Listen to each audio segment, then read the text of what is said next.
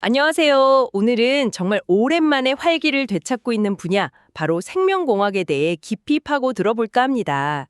몇 년 동안 정말 조용했잖아요. 그런데 최근 분위기가 확 달라졌어요. 어떻게 다시 투자자들의 관심을 받게 됐는지, 그 배경에는 어떤 힘들이 있는지 한번 자세히 살펴보겠습니다. 대표적인 지표죠. SPDR S&P 바이오텍 ETF, XBI만 봐도요. 올해 10월 말까지 벌써 25%나 올랐다고 해요. 이게 S&P 500보다 9%포인트나 높은 수치라는데 정말 대단한 반등이죠. 네, 맞습니다. 정말 눈에 띄는 상승세죠. 근데 이게 그냥 뭐랄까 잠깐 반짝하는 게 아닐 수도 있다는 분석이 많아요. 여러 전문가들은 이런 강세가 꽤 오랫동안 이어질 수 있다고 보거든요. 단순히 시장 분위기나 돈이 좀 들어와서 그런 것뿐만 아니라 실제 펀더멘탈 요인들이 탄탄하게 받쳐주고 있기 때문입니다. 아, 펀더멘털이요? 그게 중요하죠. 좋습니다. 그럼 그 근본적인 요인들이 대체 뭔지, 왜 이 분야가 다시 매력적으로 보이는 건지, 그리고 좀 눈여겨볼 만한 기업들은 없는지 하나씩 한번 파헤쳐 보죠. 가장 먼저 눈에 띄는 건요, 신약 임상 결과에 대한 시장 반응이 예전이랑 완전 달라졌다는 거예요. 기억나세요? 몇 년 전만 해도 좋은 결과 나와도 주가가 막 떨어지고 그랬잖아요. 이상하게. 근데 이제는 확실히 달라진 것 같아요. 정확해요. 예전엔 정말 좋은 데이터가 나와도 이제 뉴스 나왔으니 팔자 뭐 이런 분위기가 있었죠. 근데 이제 아니에요. 스티펜의 폴 매티스 같은 분석가도 최근에 긍정적인 데이터 발표가 계속 나오고 있고 주가도 이걸 아주 잘 반영해서 움직이고 있다고 하거든요. 투자자들이 이제 이 초기 단계의 성과에도 보상을 기대하기 시작했다. 뭐 이런 신호죠. 구체적인 예를 좀 들어주시면 더 확 와닿을 것 같은데요. 네, 그럼요. 예를 들어서 유니큐어라는 회사가 있어요. 유전자 치료제 개발하는 곳인데 희귀신경질환 치료제 임상 3상 중간 결과 발표한 날에요. 주가가 하루 만에 350% 넘게 폭등했어요. 와, 350%요? 하루 만에? 네. 또 프락시스 프리시전 메디슨스 여기는 뇌전증 치료제 개발하는데 우울증 치료제 이상 결과 좋게 나오니까 230% 이상 급등했고요. 레포트 테라퓨틱스나 MBX 바이오사이언시스 이런 것들도 다 100% 이상씩 뛰었죠. 이야, 정말 놀랍네요. 이게 바로 그거군요. 투자자들이 이제 이 초기 단계 생명공학 기업들 연구개발 위험이 크지만 성공하면 정말 큰 보상이 있구나. 이걸 다시 좀 느끼기 시작했다는 증거네요. 네, 그렇죠. 예전에는 그 불확실성이 너무 컸는데 이제는 그 위험을 감수할 만한 가치가 있다. 이런 인식이 확산된 거죠. 이런 분위기가 또 다른 중요한 동력이랑 맞물려서 시너지를 내고 있어요. 아, 그게 혹시 인수합병, M&A 말씀하시는 건가요? 올해 유독 M&A 관련해서 주가가 크게 움직인 회사들이 많았던 것 같아요. 맞습니다. 바로 그거죠. 뭐 레귤러스 테라퓨틱스는 120%, 89 바이오는 85%, 키메릭스는 69%, 인트라셀룰라 테라피스는 57%. 이렇게 M&A 얘기만 나와도 주가가 막 급등하는 경우가 많았어요. 이게 단순히 그 회사 하나에만 영향을 주는 게 아니라 섹터 전체에 대한 관심을 확 끌어올리는 효과가 있거든요. 근데 갑자기 이렇게 M&A가 활발해진 이유가 있을까요? 여러 가지가 있겠지만 특히 그 윌리엄 블레어의 마일스 민터 같은 분석가들은 대형 제약사들의 특허 절벽 문제를 많이 꼽아요. 아, 특허 절벽이요? 네. 기존에 돈 잘 벌어주던 블록버스터 약들 특허가 이제 곧 끝나거든요, 대거. 그럼 매출이 뚝 떨어질 수 있으니까 새로운 성장 동력이 절실한 거죠. 그래서 혁신적인 기술을 가진 중소형 바이오텍들을 적극적으로 사들이는 거예요. 아하, 그러니까 큰 회사들은 신기술이 필요하고 작은 회사들은 또 기술을 팔아서 자금을 확보하고 서로 필요가 딱 맞아 떨어진 거군요. 그렇죠.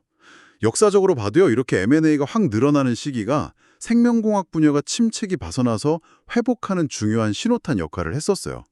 그리고 또 하나 모틀리풀의 칼틸 같은 분은 M&A가 활발해지면요, 이게 생명공학 기업들 가치 평가 자체를 높이는 효과가 있다고 봐요. 가치 평가 자체를요? 그건 왜 그런 거죠? 잠재력 있는 신약 후보 물질이 있잖아요. 이게 만약에 이미 판매망이랑 생산 능력 다 갖춘 큰 회사 손에 들어가면 얼마나 더 큰 수익을 낼 수 있을까? 이걸 투자자들이 미리 생각하기 시작한다는 거죠. 와, 흥미롭네요. 그러니까 M&A가 그냥 얼마에 팔렸다. 이걸 넘어서 아직 팔리지 않은 다른 회사들의 기술이나 파이프라인의 가치까지도 재평가하게 만든다. 섹터 전체의 눈높이를 올리는 거네요. 네, 맞아요. 여기서 재밌는 게 M&A가 단순히 돈 거래가 아니라 이 과학적 혁신이 진짜 돈이 될 수 있구나 하는 시장의 믿음을 더 강하게 만들어준다는 거예요. 이게 또 다음 동력이랑 연결됩니다. 다음 동력이요? 아, 혹시 성공적인 신약 출시 말씀이신가요? 그렇죠. M&A도 중요하지만 결국엔 약이 나와야죠. 실제 제품으로, 매출로 이어져야 이게 진짜 성장이잖아요. 네, 아주 정확한 지적이십니다. 스타이플의 메티스 분석과도 그 점을 강조하는데요.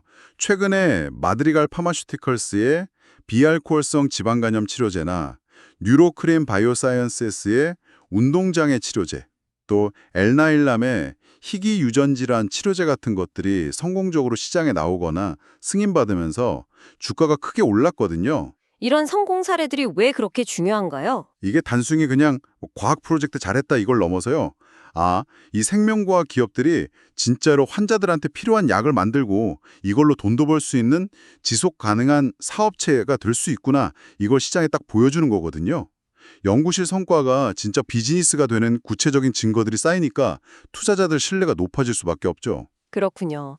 정리를 좀 해보면 내부적으로는 임상 결과에 대한 보상 심리가 살아나고 M&A도 활발해지고 실제 신작 출시 성공 사례도 나오고 이런 선순환이군요.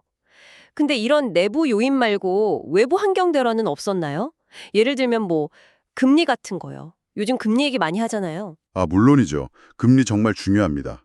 특히 생명과학 분야에는 금리 하락이 아주 큰 호재예요. 두 가지 측면에서요. 첫째는 아시겠지만 바이오 기업들 돈 많이 들잖아요. 신약 개발하려면. 근데 수익은 한참 뒤에 나고요. 금리가 낮아지면 이 회사들이 돈 빌리는 비용 부담이 줄어들죠. 그러니까 연구 개발을 좀 더 안정적으로 할 수 있는 환경이 되는 거예요. 자금 조달 비용 감소 말고 또 있나요? 네, 두 번째는 가치 평가예요. 금리가 내려가면 미래에 벌어들일 걸로 예상되는 돈의 현재 가치를 계산할 때 적용하는 할인율이 나는 게 낮아져요. 할인율이 낮아진다. 그럼 어떻게 되는데요? 이게 뭐냐면 당장 돈 못 버는 성장 기업이라도 미래에 큰 돈 벌 거다 이 기대감이 현재 가치로 더 높게 평가받는다는 뜻이에요. 그 하버 헬스케어 ETF의 매튜 레나 매니저 말로는 금리 높을 때는 투자자들이 이런 수익 없는 회사에 투자하는 거 되게 꺼렸는데 금리가 내려오니까 훨씬 마음이 편해졌다는 거죠. 미래 성장성에 베팅하기가요. 아, 금리 인하가 돈 빌리기도 쉽게 해주고 회사 가치 자체도 더 높게 쳐주게 만드는군요. 와, 거시경제 환경이 이렇게 직접적인 영향을 주는 거였네요. 그럼 혹시 뭐 다른 외부 요인, 예를 들어 무역 갈등이나 정책 같은 거는 좀 잠잠해졌나요? 예전에 관세 문제 같은 것도 좀 시끄러웠던 것 같은데. 네, 그 부분도 중요한 변화가 있어요. 관세 위험에 대한 걱정이 좀 줄었다는 분석이 나옵니다. 윌리엄 블레어 보고서를 보면요.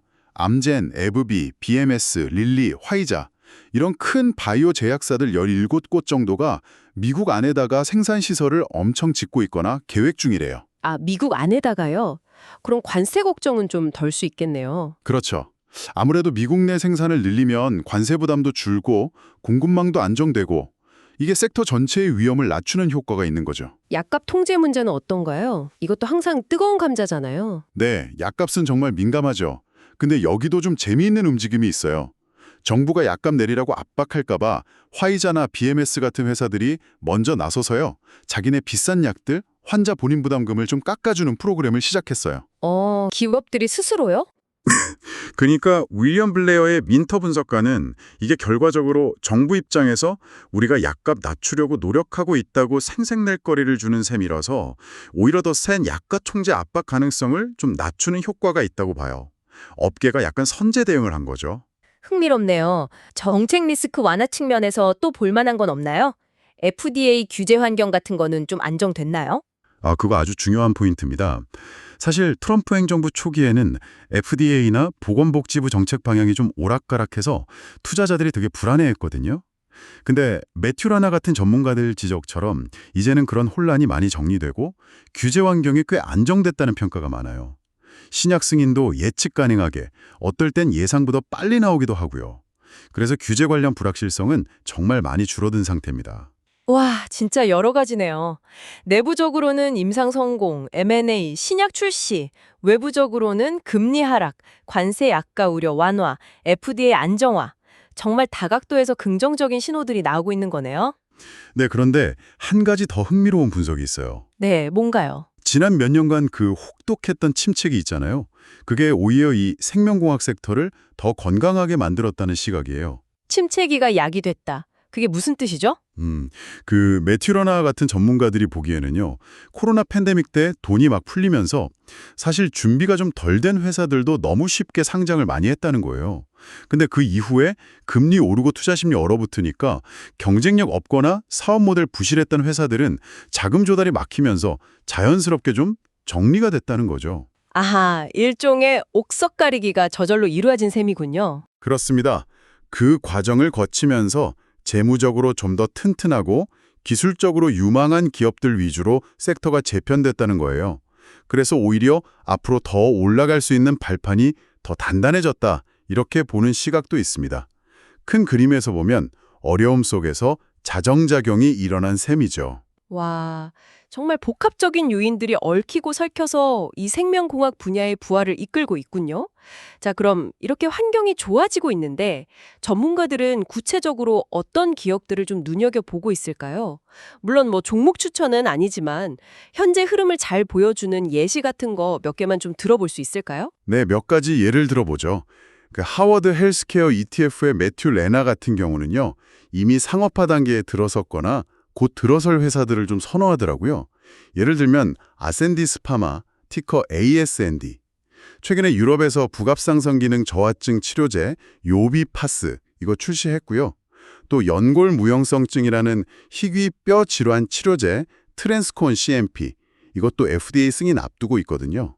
이렇게 상업화 성공 가능성이 높은 파이프라인을 가진 회사들을 주목하는 거죠. 아, 상업화 단계?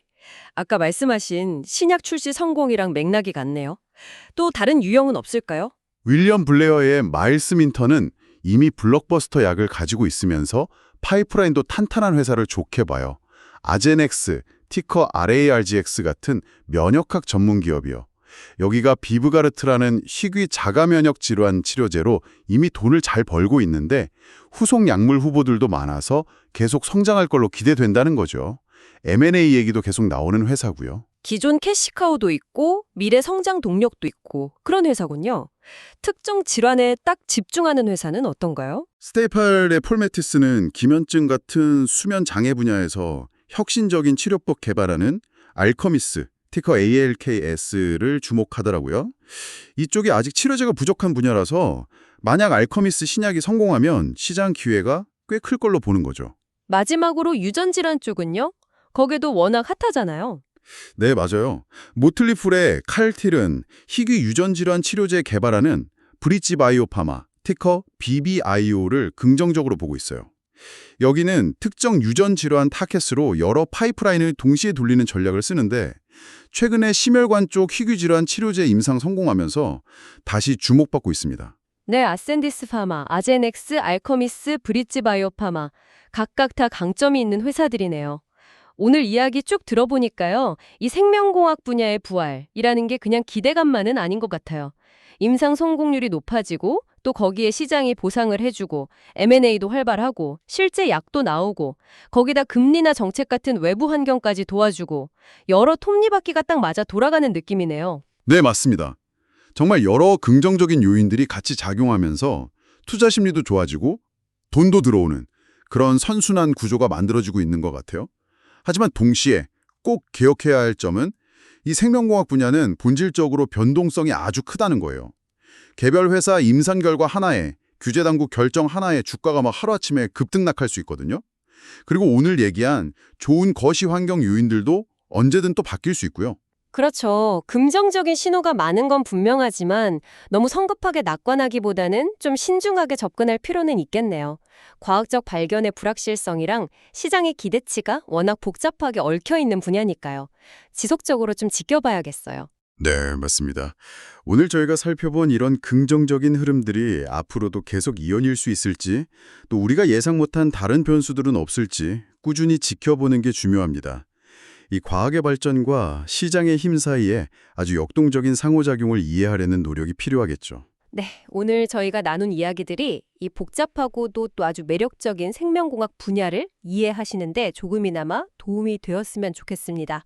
마지막으로 청취자 여러분께 질문 하나 드리면서 마무리할까 하는데요. 오늘 우리가 이야기 나눈 이 생명공학 분야의 눈부신 기술 발전, 그리고 그걸 바라보는 시장의 뜨거운 기대감. 이게 궁극적으로 우리 사회의 건강 그리고 질병 치료 환경에 어떤 근본적인 변화를 가져올 거라고 생각하시나요? 이 질문에 대해서 한번 생각해 보시는 것도 의미 있는 시간이 될 것 같습니다. 다음 시간에 더 흥미로운 주제로 다시 찾아뵙겠습니다.